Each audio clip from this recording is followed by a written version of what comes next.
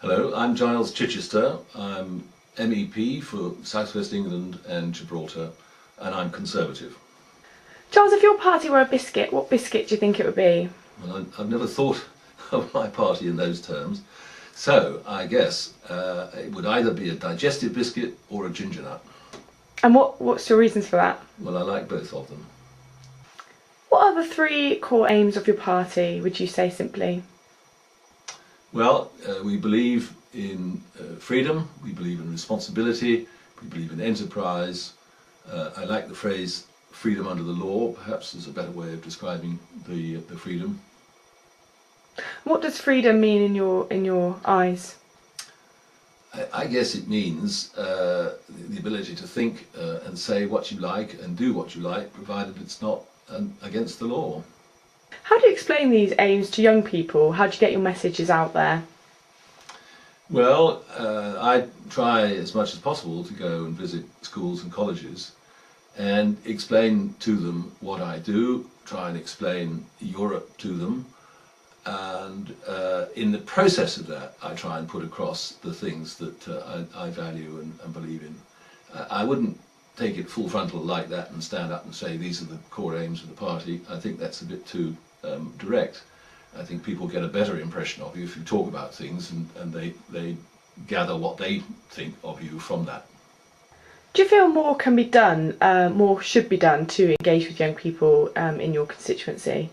I don't think one could ever do enough because for young people politics is rather a distant, remote, alien thing, and I suspect most young people have more interesting things to do than to talk about politics. But the key thing, I think, is the personal element. I think it's showing young people that politicians, who tend to be much older, are actually human beings inside politicians trying to get out and have a concern for some of the things, or many of the things, that young people have a concern for. I've handed you some information, like issues that I think are really relevant to young people, really relevant to myself, that I really particularly care about at the moment. Can you just hold those up and rank those in order of 1, you're most likely to do, 2, 5, least likely to do? Okay, well, of the 5, tackling climate change is the one I'm most likely to do, because that's the one I'm most engaged in at the moment, particularly through my work on the Energy Committee of the Parliament.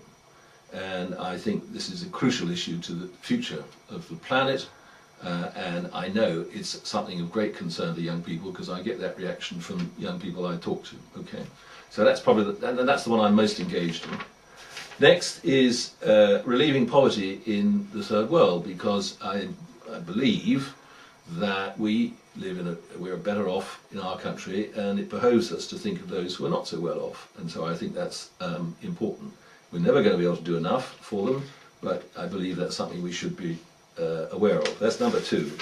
Number 3, actually I challenge the statement, because our troops are coming out of Iraq, so thankfully that's becoming a terminal issue. Nevertheless, I do think it's important that we stay in Afghanistan and work against the forces of terrorism and extremism, and I think that's an important issue. I think Afghanistan is a different issue from Iraq. Iraq's very unpopular, our involvement there, although it may be that it turns out a better result than this struggle that we have in Afghanistan.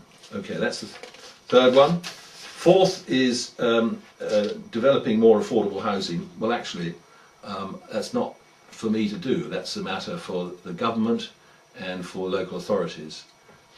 But I just thought somehow I put that slightly ahead of developing the EU, because developing the EU is an ambiguous phrase, and without knowing precisely what you mean, I'd be very cautious about talking about that, because I think the EU has tended to run before it can walk, and it needs a long period of consolidation before we then see what else needs to be done.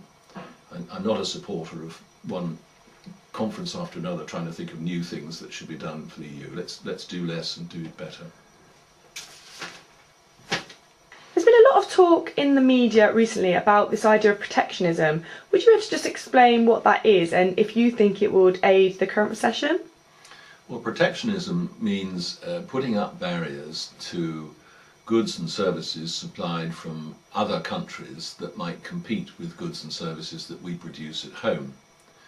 And some people think that this is a way of helping or protecting our domestic industry and businesses and employment. I think they've got that quite wrong. I think that removing obstacles to trade is a very good thing to do. I think trade is good because it benefits both parties to the trade, and I think it increases prosperity overall and raises people's standard of living, their choice, and so forth. So protectionism is a snare and a delusion. It's an error, and we need to fight against it, particularly at times of economic stress like we're going through now. I've never before voted in a European election. What one sentence would you use to inspire me to do so this year? Because it matters.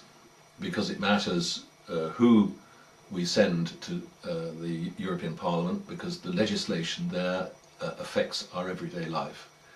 And it's very important that people send the representatives of their own political values and beliefs.